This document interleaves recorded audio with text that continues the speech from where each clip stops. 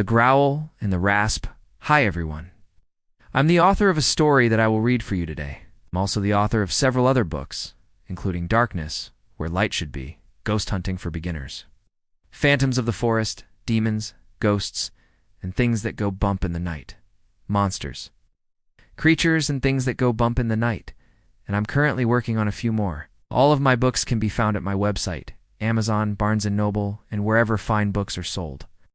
When I was 4 years old, my family moved from Camarillo in Southern California to an old logging town called North Fork in the foothills of the Sierra Nevada mountains, about an hour and a half away from Yosemite National Park.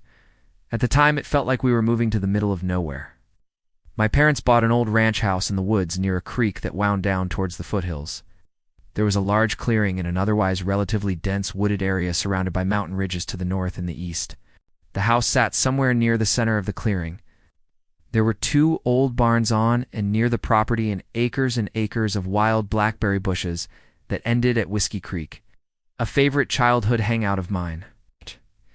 There was evidence of the indigenous Mono Indians who had once lived on the land and whose descendants still live in the area. One of the earliest relics we uncovered in our explorations of the property was a large grinding stone used on some of the many grinding holes we found in the abundant granite rocks that rested around the creek. We also found fully formed arrowheads, some big enough for spears. My dad had given the spear to one of the tribal elders who lived in our area. He had said that a spearhead like that would have belonged to a chief. The land was and still is rich with history that was here long before we ever were. I don't remember being afraid much when I was small, but once we settled into our new home, I had an experience that would change my life forever and make me into a fearful child. The house had 2 bedrooms, 1 bathroom, and a large living room. The 2 bedrooms were the oldest part of the house, which had been added to over time. My sister and I were put in bunk beds in the smaller room. There was a large closet in that room, which has now been converted into a bathroom. There was a small window by our bed, and we had a bunk bed that was set against a south-facing wall, with the window by the head of the bed on the west-facing wall. Being the youngest, I slept on the bottom bunk, and my older sister slept on the top. One night, I was drifting in and out of sleep when I heard the sound that changed everything for me. Right next to my ear, I heard a low and slowly building growl, so close I could nearly feel the breath on my skin. I remember the way it felt to freeze in terror. Panicked, I threw the covers over my head and covered my ears with all of my strength, huddled into a terrified little ball. I lay there, horrified of what might happen next, but I was too frightened to move my arms or to look. I lay there until my arm muscles were burning from covering my ears so hard, and it seemed like maybe whatever that thing was gone. I slowly uncovered my ears, only to hear another sound just as close to me as the growl. This time it was a rasping breath, breathing next to me, as if someone was gasping for air and struggling to breathe. It was either this or the sound of slow and low panting of some kind. I covered my ears again and shuddered, even more frightened than I already was. I knew for sure it hadn't just been my whistle. I was awake. My heart was pounding and my adrenaline was pumping. I was so young that I could barely even process what was happening to me.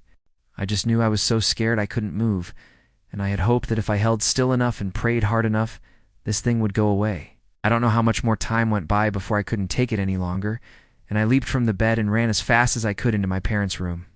Of course, my parents didn't take my experience seriously, but at least they let me stay in their bed for the rest of the night. From that time on, I went to bed frightened every night.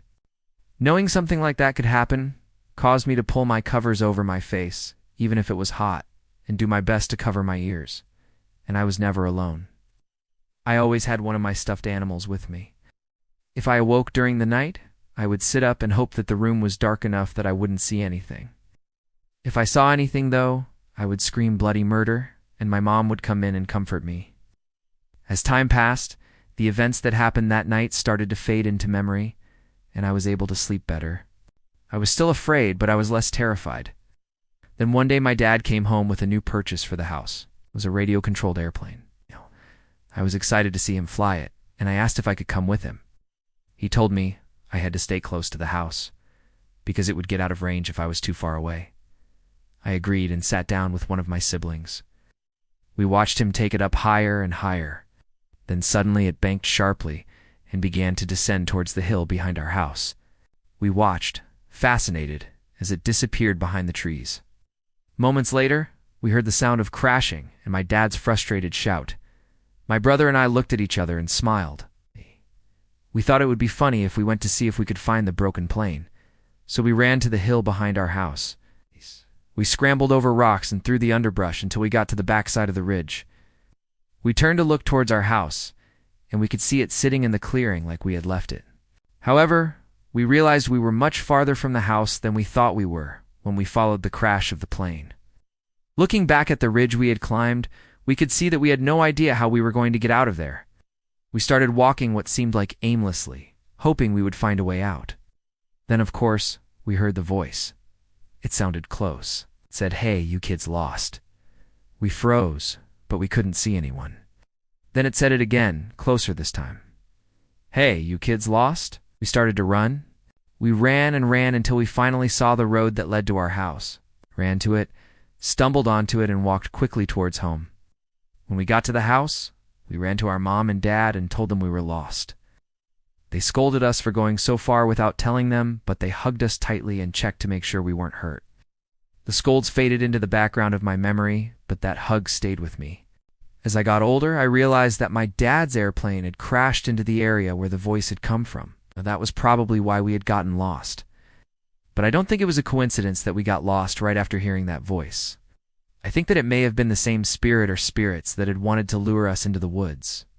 As I got older, I heard that voice many times, and it would usually appear whenever I was alone outside, especially if I was by myself in the woods.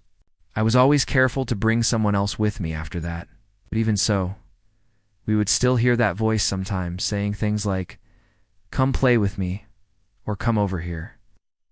I have no idea who that voice belonged to. I never saw anyone, but the voice always sounded very close.